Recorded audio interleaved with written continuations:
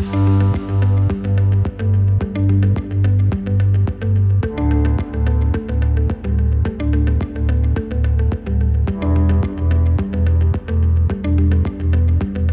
we're going to just move right along and head over to Steve Davis. Now, Steve is the CEO of Operto Guest Technologies. I've seen Steve's work before on other webinars. It's super interesting, the things that they went through. So I'll ask Steve to turn on his camera and unmute his microphone so we can get him on the virtual floor. Sure. My name's Steve Davis. I'm the CEO of Operto Guest Technologies. We are a prop tech company here in Vancouver. We are a quick growing, very nimble company that is, constantly, I think this is why we're really interested in providing some value here today, because there's a lot of questions out there about the venture market right now. We've had some success and wanting to sort of share the sort of do's and don'ts of what we've been able to do. So what is Operto? We're a technology company that's building guest experience products that really drive operational excellence, not only for the end user, which is usually hotel owners or property managers, but also the guests, ensuring that from the moment that they book their stays, that they can really have a magical experience on the property without having to have too much human communication if they or interaction if they don't want to, and sort of removing a lot of the common friction points. Next slide there. So this is basically what we do. So really we sort of tie this kind of interesting ecosystem together, which is a mixture of guest applications, housekeeping, back of house, operational excellence, and then sort of IoT, which layers on top of that. So that can be smart locks, that can be noise monitoring, smoke detection, a whole variety of different products, which actually sort of feed into this sort of dashboard, and it allows you to sort of manage your whole portfolio remotely, which is obviously really exciting for the modern property manager who's trying to scale their business. Next slide there. So yeah, I wanted to sort of keep it really brief this morning, and I think it's really important that people understand sort of what's going on, and hopefully I can offer some tidbits of information that will help you sort of navigate what's out there. So the things I'm just going to quickly brush on is what investors are looking for, especially in new projects, especially in the sort of early rounds, and how you can sort of position your company to have maximum success. And what you as a founder should be preparing for in the new climate. So, I mean, COVID is now sort of in our rearview mirror, more or less. But now the recessionary trade winds are blowing. People are being much more diligent with where they're allocating capital, and asking a lot more questions, and making sure that to the point of the previous speaker, that what is the exit plan, what is the scale plan, what are the opportunities that are really in front of us, and do we think that you can build a category leader? I think is really kind of the most important thing that they really want to see. And then I think that's great. Let's move on. No, it's fine. It's great. So in terms of Operto, just to give you a kind of sense, we've gone through a little bit of the alphabet soup so far, with more alphabet to go. We've gone through seed, we've gone through angel, and earlier this year we raised a $12 million A round, and that was really kind of when the markets were still frothy, and it was still a really good time to be raising money, and we sort of caught the right at the end before the lights came down on the broader industry. So we've been out there and learning still, because eventually we will have to go out and raise more money. And so it's really important to kind of keep a pulse on what's going on out there, and that's something that we have been doing all year. Next slide, please.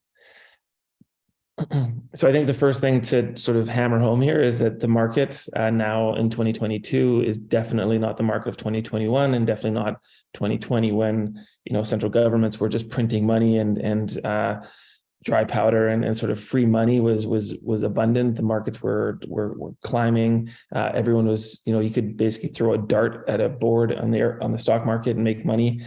It was really quite simple. Next slide.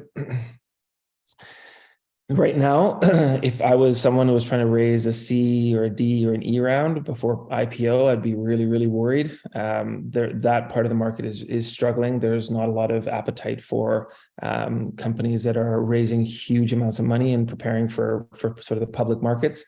That's primarily because the markets are wobbly and really, really difficult to figure out what's going to happen, especially once you float that thing on a stock exchange.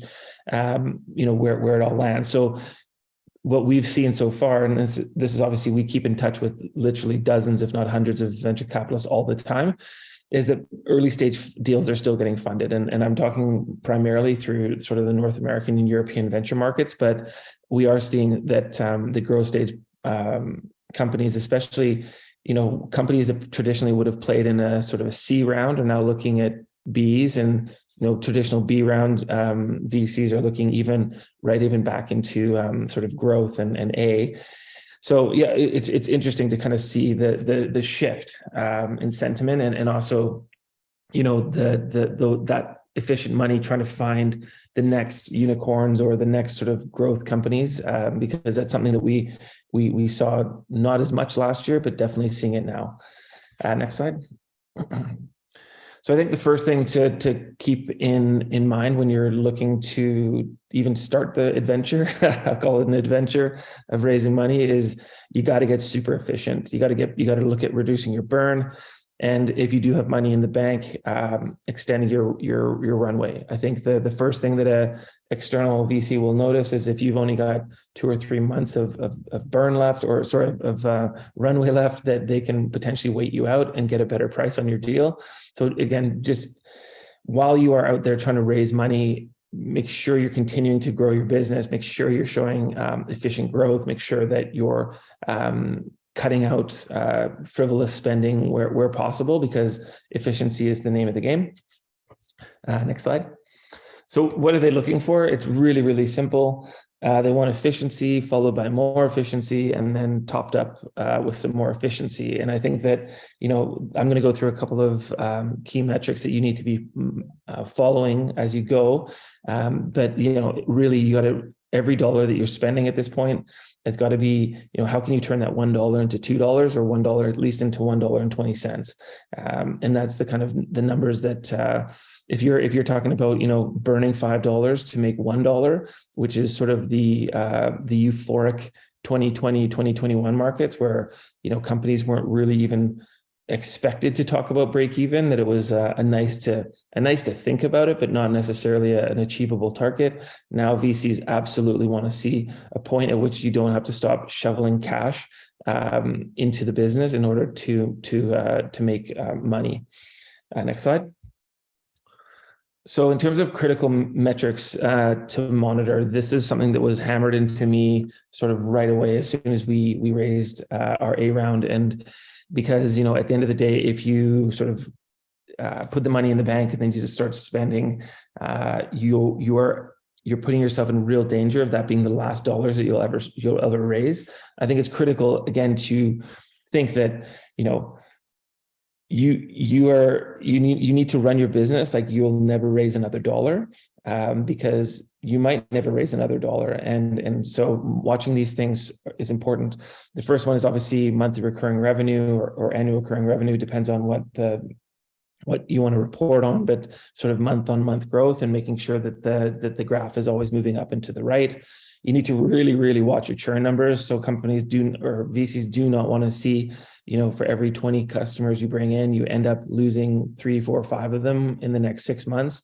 You really need to understand, customer stickiness, and ensure that you're doing everything to mitigate customers leaving, monitoring your competitors, making sure that your pricing is competitive, that your products are being built and you're adding features on that allow you to create that product stickiness. Your SaaS magic number, I hadn't even heard of this before, but this is essentially looking at, your the amount of money that you spend on marketing in the quarter before, and then the sales that you can tie to that in the current quarter. So, for every dollar you spend in marketing, how many dollars are falling out of the funnel on the other side? Really important to get a good sense of that. Your compounding annual growth rate, your lifetime value of your customers, your customer acquisition costs, your CAC costs, your gross margin. So for every dollar you bring in, how much of that is actually profit when you take into account all the things that go into running a business, and that your net revenue retention. And back to the other speaker before me, they want to be able to see that you've got a land and expand strategy. So, if I get you in at $10, that there is an eye to being able to expand your account either into other products or having some sort of growth in the price, so that $10 can turn into $12 and $15 and maybe $20 over the next 5 years. Because if you sell something for $10 and your plan is to keep them at $10, with inflationary pressures and all the rest of it, that $10 actually ends up eroding over time. So it's, again, really important that you have that strategy around, I'm going to get my toehold in, on day one here, but then these are the other opportunities, whether that's through your own software or your own products or through third-party resellers or whatever. You have to make sure you're showing that each customer can grow in value over time. Next slide. Yeah. So what can you be doing daily? I think it's really important. Just like, most of us try and get out and exercise either daily or a few times a week. You need to be putting a lot of thought into, how are you preparing your company, whether you're in seed and you're looking to go to growth, whether you're going A to B or B to C.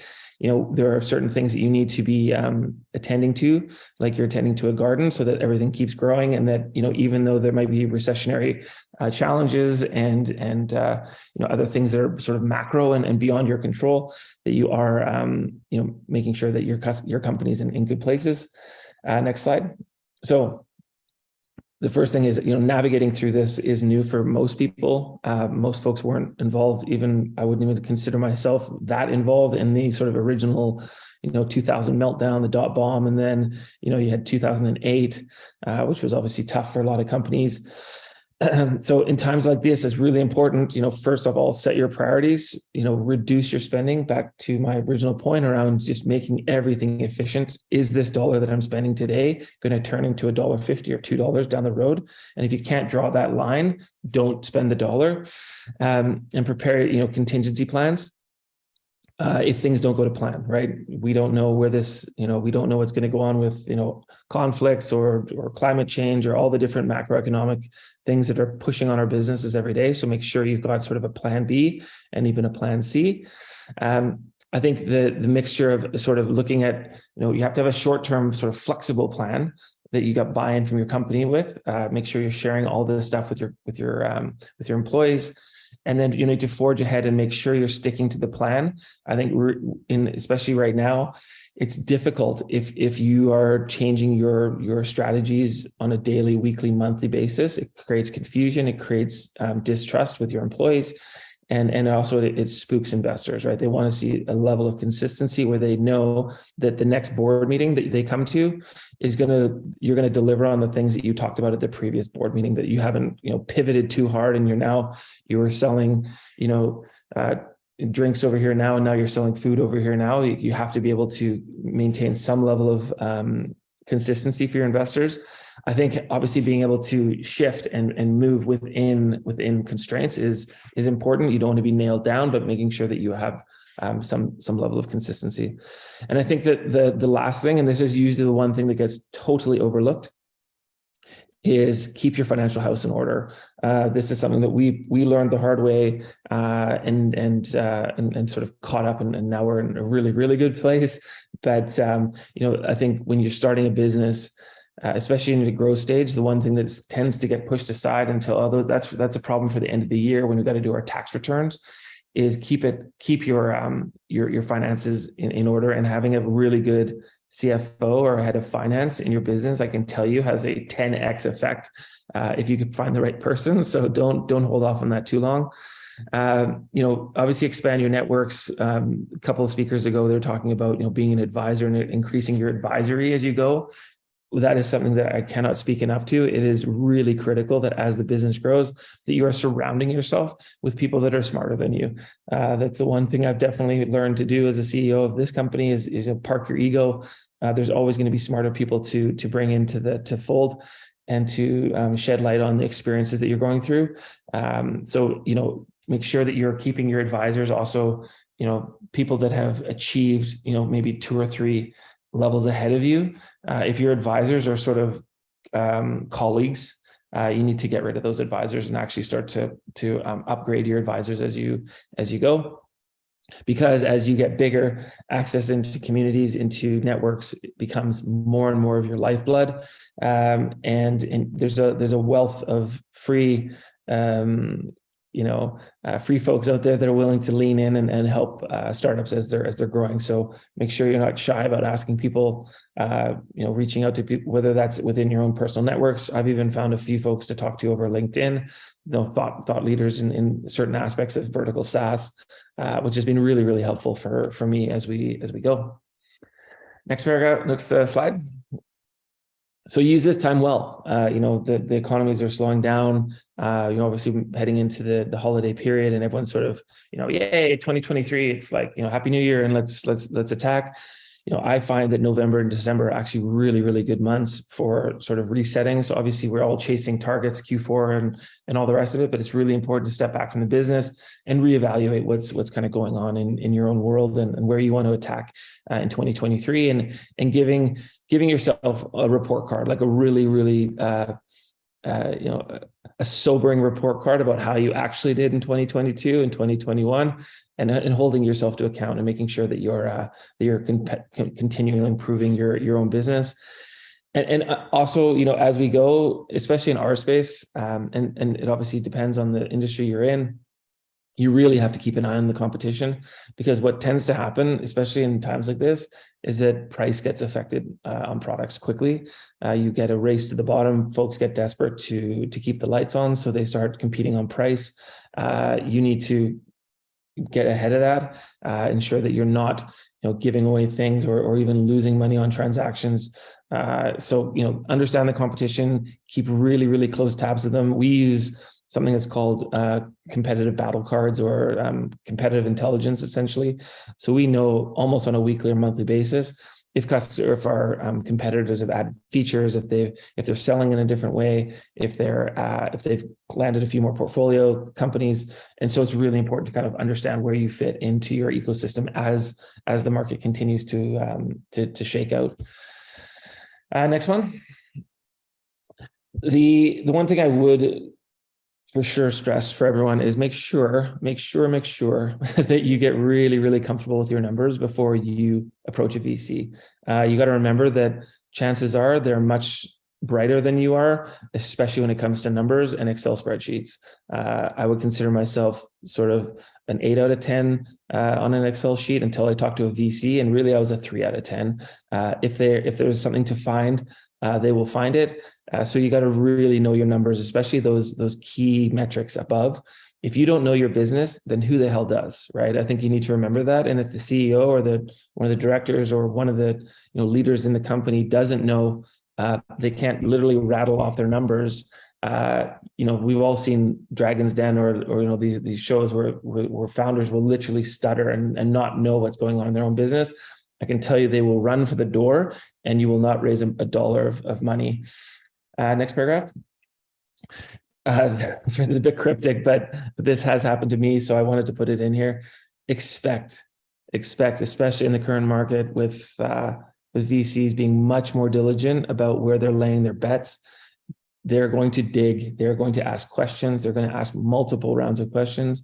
And if your numbers do not tie to your deck, if they don't tie to other things that you've mentioned in passing, they will find that and they will dig and they will find the dead bodies and the deal will be dead. So do not try to hide anything. If you've got challenges with one of your KPIs, for us, when we started to scale, some of our KPIs went down and we've now had to address that, but and everything's ticking along really nicely, but you need to be able to, I need to be able to talk to a VC and say, the reason why my SaaS Magic number dipped over Q2 was A, B, C, and D. The reason why my LTV was affected was A, B, C, D. You need to be able to speak to it.